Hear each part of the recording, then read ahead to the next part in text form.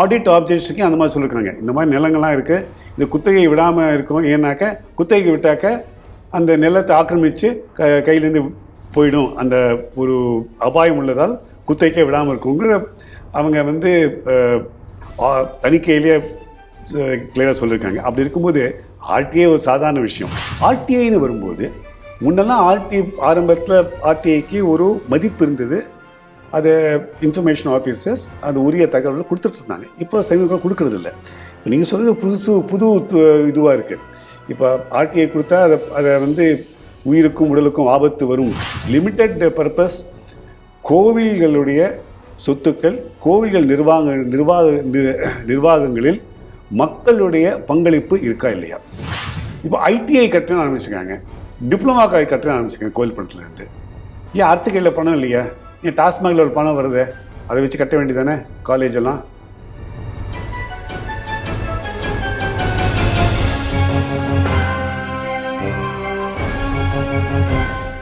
அரசு கையில் ஆலயங்கள் நிகழ்ச்சி வாயிலாக ஸ்ரீ டிவி நேயர்களை சந்திப்பதில் அளவற்ற மகிழ்ச்சி. இந்த வார நிகழ்ச்சிக்கு ஆலய வழிபடுவோர் சங்கத்தின் மூத்த நிர்வாகி திரு கி நாகராஜன் அவர்களை ஸ்ரீ டிவி நேயர்கள் சார்பாக இனிதே வரவேற்கிறேன். வணக்கம் சார். நமஸ்காரம் சார். போன வார நிகழ்ச்சியில் பேசிகிட்டு இருந்தோம். நாம் ஆர்டிஐ போதிய தகவல்கள் கொடுப்பதில்லை, காலதாமதம் படுத்துகிறாங்க, சில தகவல்களை கொடுப்பதற்கே மறுக்கிறார்கள் அப்படின்னு சொல்லியிருந்தீங்க. ஒரு ஷாக்கிங்காக ஒரு நியூஸ் வந்திருக்கு சார். திருநெல்வேலி மாவட்டம் ராதாபுரம் வட்டம் அங்கே இருக்கக்கூடிய சீத்தலை சிவலிங்கேஸ்வரர் திருக்கோவில், இந்த திருக்கோவில் குறித்து இது எத்தனை வருடம் பழமையானது, இந்த கோவில்களின் சிறப்பு என்ன அப்படிங்கக்கூடிய கேள்வியெல்லாம் எழுப்பியிருக்காரு சென்னையிலிருந்து ஒருவர். அப்படி கேட்டுகிட்டே வரும்போது அவர் கேட்குறாரு, இந்த கோவில்களுக்கு சொத்துக்கள் உண்டா, இது ஏதேனும் குத்தகைக்கு விடப்பட்டுள்ளதா, அதனுடைய விவரம் கிடைக்குமா அப்படின்னு கேள்வி கேட்டிருக்காரு. ஆர்டிஐலேருந்து பதில் வந்திருக்கு, எல்லாத்துக்கும் இது பழமையான கோவில் எல்லாத்துக்கும் சொல்லியிருக்காங்க. அந்த கடைசி காலம் அந்த குத்தகைதாரர் பற்றி கேட்கும்போது, குத்தகைக்கு விடப்பட்டுள்ளதா? ஆம், குத்தகைதாரர் குறித்த விவரங்களை உயிருக்கும் உடைமைக்கும் அஞ்சி வெளியிட முடியாது அப்படின்னு சொல்லிட்டு பதில் ஆர்டிஐலேருந்து வந்திருக்கு சார். இதை எப்படி எடுத்துக்கிறது சார்? இது முன்னாடி நிகழ்ச்சியில் பேசியிருக்கணும். நம்ம இவங்கெல்லாம் அந்த இப்போ சமீப காலத்தில் ஆர்டிஐ டினை பண்ணுறதுக்கு பல வியூகங்கள் அவங்க மேற்கொள்கிறாங்க. இது புதுசாக ஒன்று. ஆனால் இந்த மாதிரி உயிருக்கும் உடலுக்கும் ஆபத்துங்கிறது ஆர்டிஐயில் மட்டும் இல்லை, ஆடிட் போன நிகழ்ச்சி சொல்லியிருக்கீங்க. ஆடிட் ஆப்ஜெக்ட்ஸுக்கு அந்த மாதிரி சொல்லியிருக்காங்க. இந்த மாதிரி நிலங்கள்லாம் இருக்குது, இது குத்தகை விடாமல் இருக்கும். ஏன்னாக்க குத்தகைக்கு விட்டாக்க அந்த நிலத்தை ஆக்கிரமித்து கையிலேருந்து போயிடும், அந்த ஒரு அபாயம் உள்ளதால் குத்தகைக்கே விடாமல் இருக்குங்கிற அவங்க தணிக்கையிலேயே கிளியராக சொல்லியிருக்காங்க. அப்படி இருக்கும்போது ஆர்டிஐ ஒரு சாதாரண விஷயம். இப்போ இன்னொரு விஷயம் என்னன்னாக்க, ஆர்டிஐ படி சில கேள்விகளுக்கு பதில் கொடுக்கும்போது அவங்க மறுப்புறாங்க. எப்படி மறுப்புறாங்க அப்படின்னாக்க, கிளியராக கட்டாக பதில் சொல்ல மாட்டாங்க. இது மாதிரி இந்த கோவில்கள் எவ்வளோ நிலங்கள் இருக்குது, அதை குத்தகைக்கு விட்டுருக்கீங்களா, சட்டப்படி ஒரே குத்தகைதாரருக்கு பல வருஷமாக குத்தகைக்கு விடக்கூடாது, உள் குத்தகைகள் தவிர்க்கணும் அப்படிலாம் ஒரு சட்டம்லாம் இருக்குது, நடைமுறையும் இருக்குது.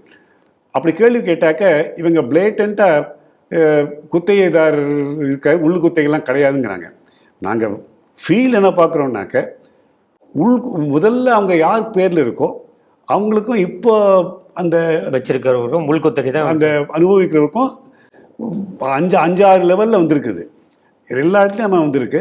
ஆனால் இதை பற்றி இவங்க எந்த விதமான நடவடிக்கைகள் எடுக்கிறதாக தெரியலை. இல்லை, ஒருவேளை அவங்களுக்கு அப்டேட் போய் சேரலையா, இல்லை பொய்யான தகவல்களை தருகிறார்கள்? ரொம்ப சிம்பிள் பாஸ்கரன் சார். இப்போ நம்ம பல முறை சொல்லியிருக்கிறோம், இவ்வளவு லட்சம் ஏக்கர் 4.78 லட்சம் நிலங்கள் இருக்குது, இவ்வளவு மனைகள் இருக்குது, இவ்வளவு கட்டடங்கள் இருக்குது. இதுலலாம் 150-160 கோடி தான் வருமானம் வருதுனாக்க, ஆண்டு வருமானம் எங்கேயான வெஸ்டட் இன்ட்ரெஸ்ட் இருக்குல்ல, அந்த வெஸ்டட் இன்ட்ரெஸ்ட் எப்படி முறியடிக்கிறது?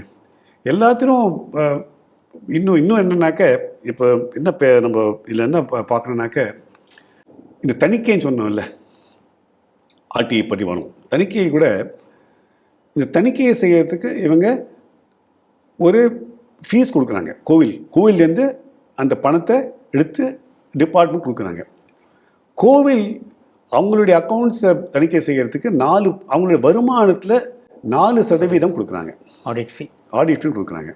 அது ரொம்ப அதிகமானது. ஏன்னா எந்த கம்பெனிலையும் நம்ம கொடுக்கறது கிடையாது. நம்ம அது மாதிரி முன்னாடி பேசியிருக்கிறோம் நம்ம. அதே மாதிரி ஆர்டிஐன்னு வரும்போது முன்னெல்லாம் ஆரம்பத்தில் ஆர்டிஐக்கு ஒரு மதிப்பு இருந்தது. அது இன்ஃபர்மேஷன் ஆஃபீஸர்ஸ் அது உரிய தகவல்களை கொடுத்துட்டு இருந்தாங்க. இப்போ சமீபம் கொடுக்கறது இல்லை. இப்போ நீங்கள் சொல்கிறது புது இதுவாக இருக்குது. இப்போ ஆர்டிஐ கொடுத்தா அதை வந்து உயிருக்கும் உடலுக்கும் ஆபத்து வரும். இது சட்டப்படி செல்லாது. ஏன்னா அப்போ இந்த டிபார்ட்மெண்ட் இருக்கக்கூடாது. உங்களால் அந்த ஒரு டிரான்ஸ்பரண்ட்டாக கோவில் சொத்துக்களை நிர்வாகம் செய்ய தகுதி இல்லை, அது மாதிரி ஒழுங்காக செஞ்சாக்க என்னோடய உடல் உடைமைக்கு ஆபத்து வரும்னு சொன்னாக்க அந்த மாதிரி நிர்வாகம் இதுக்கு செய்கிறீங்க, விட்டு போக வேண்டியதானே? இல்லை, ஹிந்து அறநிலைத்துறை அமைச்சர் என்ன சொல்கிறாருன்னா, இது கடவுள்களே சந்தோஷம் படக்கூடிய ஆட்சின்னு சொல்கிறாரு. ஒரு பக்கம் மாநில முதல்வர் என்ன சொல்கிறாருன்னா, இது அமைதி பூங்காவாக இருக்குது, சட்டம் ஒழுங்கு கட்டுப்பாட்டில் இருக்குது அப்படின்னு சொல்கிறாரு. ஆனால் அவர்கள் கட்டுப்பாட்டிலேயே இருக்கக்கூடிய இந்த போல் அரசு இயந்திரங்கள்லேருந்து வரக்கூடிய தகவல்களில் எங்களுக்கு பாதுகாப்பு இல்லை, அதனால் இது குறித்த தகவலை சொல்ல முடியாதுன்னு ஒரு பக்கம் சொல்கிறாங்க. இதெல்லாம் கான்ட்ரடிக்டரியாக இருக்குது எல்லாமே. இப்போ சட்ட ஒழுங்கை பற்றி நம்ம பேச தேவையில்லை. ஏன்னா நிறைய பேர் அதை விமர்சனம் செஞ்சுருக்காங்க. தமிழ்நாட்டு சட்ட எப்படி இருக்குது அப்படிங்கிறத பற்றி பல ஊடகங்கள் நியூஸ் சேனல்லாம் வந்துட்டுருக்கு. அதை பற்றி நம்ம பேச தேவையில்லை.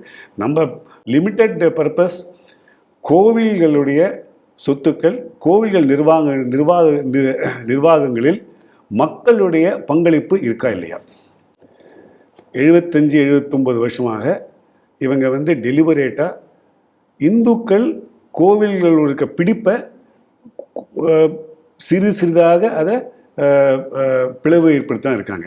ஏன்னா ஒரு முறை அந்த கோவில் நிர்வாகத்தில் அந்தந்த சமூகங்கள் ஈடுபட்டுருதுனாக்க இந்துக்கள் ஒன்று சேர்ந்துருவாங்க.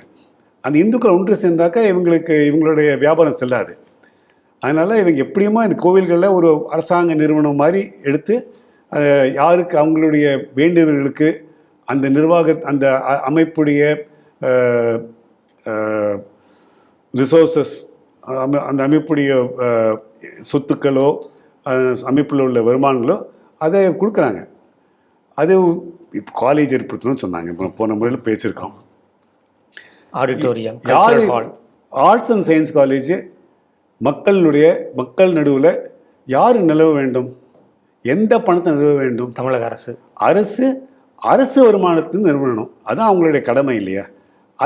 அதை விட்டுட்டு கோவில் பணத்தை எடுத்து 10 காலேஜ் கட்டுறேன்னு ஆரம்பித்தாங்க. உயர்நீதிமன்றம் 4 காலேஜ் அனுமதி கொடுத்தது, 10 காலேஜ் பாக்கி காலேஜ் கிடையாதுன்னு சொல்லிட்டு நீங்கள் இந்த 4 காலேஜும் அந்த கோவில் சம்பந்தப்பட்ட விஷயங்களும் பாடத்திட்டம் இருக்குன்னு சொல்லுங்கள். அதுக்கு பிறகு 6 காலேஜ் நாங்கள் அனுமதி அதை ஸ்டேட் டிக்கெட் பண்ணலாமல் சொன்னாங்க. அதுக்கு பிறகு இப்போ என்ன செஞ்சுருக்காங்க? இப்போ ஐடிஐ கட்டுன்னு ஆரம்பிச்சிருக்காங்க, டிப்ளமா காலேஜ் கட்டுன்னு ஆரம்பிச்சிருக்காங்க கோவில் பணத்துலேருந்து. ஏன் அரசு கையில் பணம் இல்லையா? ஏன் டாஸ்மாகில் ஒரு பணம் வருது, அதை வச்சு கட்ட வேண்டியதானே காலேஜெல்லாம்? எதுக்கு கோவில் பணத்தை எடுத்து நீங்கள் காலேஜ் கட்டுறீங்க? அது உங்களுடைய கோவில் பணம், கண்டிப்பாக காலேஜ் கட்டலாம். அந்தந்த கோவில் சம்பந்தப்பட்ட விஷயங்களுக்கான காலேஜ் கட்டுங்க. இன்னும் சொல்ல போனாக்க அந்தந்த கோவில் பணத்தை எடுத்து காலேஜ் கட்டி அந்த கிரெடிட்டு அந்தந்த கோவில் தான் சாரணும். அந்த கோவிலுடைய ட்ரஸ்டீஸும் அந்த கம்யூனிட்டிக்கு சேரணும். அரசாங்கத்துக்கும் அது சம்மந்தமே கிடையாது. அது ஏன் செய்கிறாங்க அவங்க? சார், இப்போ இந்த ஆர்டிஐ கம்மிங் டு பாயிண்ட், இந்த ஆர்டிஐ தகவல்கள் இதை மாற்றுவதற்கான ஏதாவது வழி இருக்கா சார்? உண்மையான தகவல்களை ஆர்டிஐ அரசு அதிகாரிகள் தைரியமாக வெளியில் கொடுக்கறதே கேள்விக்குறியாக இருந்தது அப்படின்னா சட்டம் ஒழுங்கை பொறுத்து தான் இது. ஏன்னா இப்போது ஒரு ஆர்டிஐ அதிகாரி இன்ஃபர்மேஷன் கொடுக்க பயப்படுறாரு அப்படின்னாக்க சட்ட ஒழுங்கு தான் அதை சரி செய்ய முடியும். என் தமிழ்நாடு சட்ட ஒழுங்கு சரியில்லைங்க சொல்கிறது உண்மைதான். அது நேர்களே, மீண்டும் ஒரு நிகழ்ச்சியில் சந்திப்போம். அதுவரை உங்களிடம் விடைபெறுகிறோம். நன்றி, வணக்கம். அறநிலைத்துறை அறிக்கையெல்லாம் பார்த்தீங்கன்னாக்க அவங்க நோக்கம் இல்லாமல் கோவில் வரும்படியை சார்ந்து தான் இருக்குது. அந்த வரும்படியை முக்கால்வாசி பக்தர்கள் கொடுக்குறாங்க. அவங்க பக்தர்களோட ஆட்டு மந்தையாக தான் பார்க்குறாங்க. அவங்களுக்கு ஒரு வசதி செய்யணுங்கிற ஒரு நோக்கத்தோடு பார்க்கறது கிடையாது. திருப்பதி நிறைய பக்தர்கள் போகிறாங்க. திருப்பதியில் அனைத்து அர்ச்சகராகலாம் அப்படின்னு கோஷம் போடுறாங்களா யாராவது? ஆனால் இங்கே என்ன செய்கிறாங்க? இவங்களுக்கு எல்லாம் இந்த சமூக சீர்திருத்தம், அனைத்து அர்ச்சகராகலாம், கோவிலேருந்து வருமானம் எப்படி, அதான் பார்க்குறாங்க. திருப்பதியில் 24 மணி நேரம் நிற்கிறாங்கன்னாக்கா அந்த கோவிலில் பக்தர்களுக்கு உள்ள ஒரு நம்பிக்கை. திருச்செந்தூரில் பக்தர்கள் வந்து அப்பா விட்டா போறேன் ஓடுறேன் இங்கேருந்து நிற்க முடியலன்னு சொன்னாங்கனாக்கா என்ன, அந்த கோவிலில் உள்ள நம்பிக்கை தான் காரணம், வேணும் சொல்ல முடியாது என்னால்.